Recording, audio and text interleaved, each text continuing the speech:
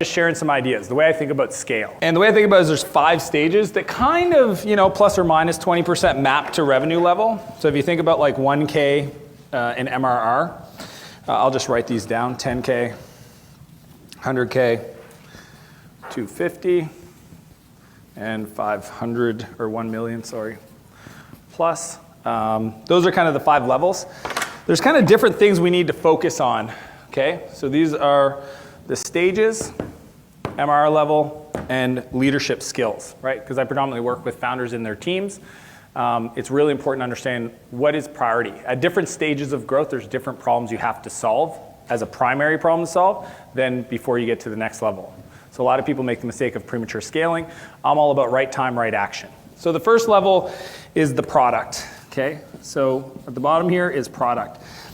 And when you're starting off as a founder, most of the time when you're building, it's just you're a sole guy. You're just trying to build everything, keep all the plates spinning, and build something that people want. So that's stage 1. That'll usually get you to about a K in MRR.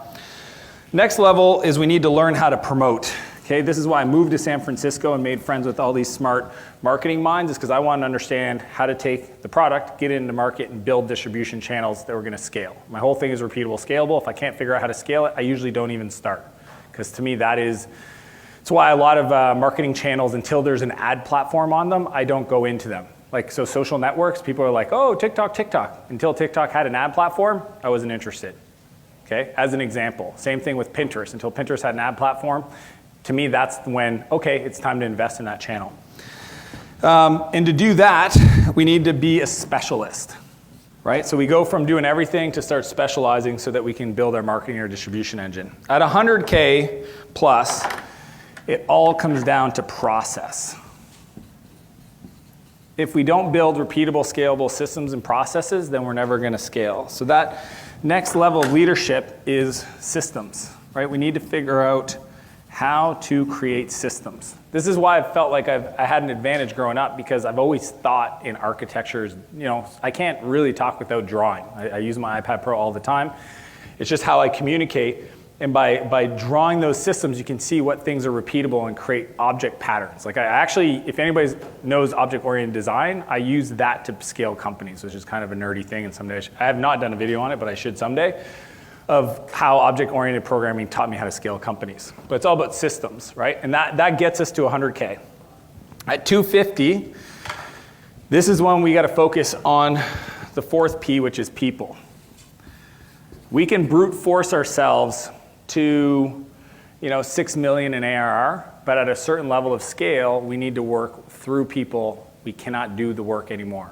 And it's tough for a lot of founders that still want to be CEO because they got to learn that skill set, and it's totally different. The big thing is they have to learn how to become the leadership style as a servant leader.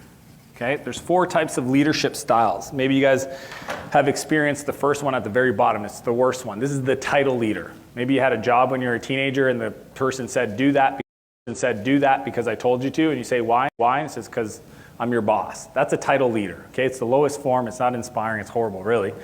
The next level up, which is what really plagues the Valley and Silicon, the tech community, is the trader. Okay, that's the leadership style. Trader is somebody that says, if you do this, I'll give you more stock.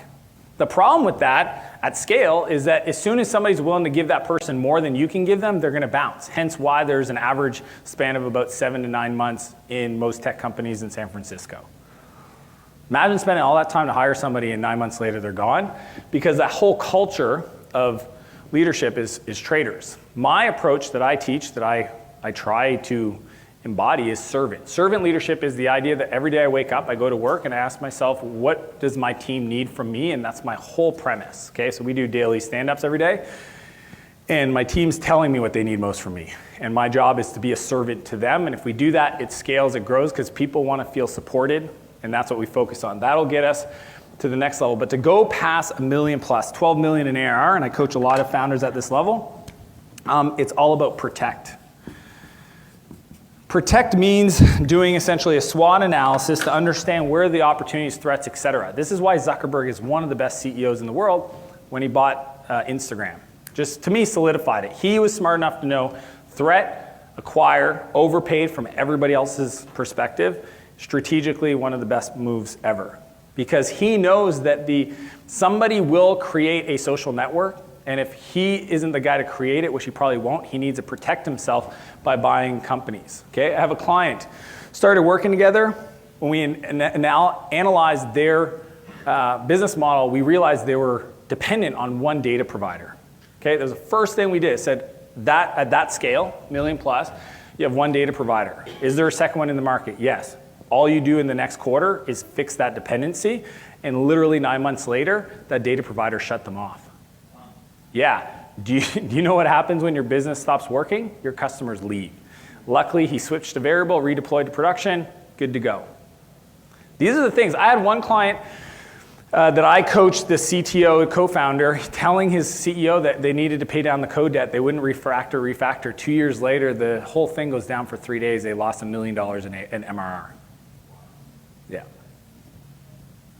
That's, at this level, we need to protect the business. It's different, right, once we get that.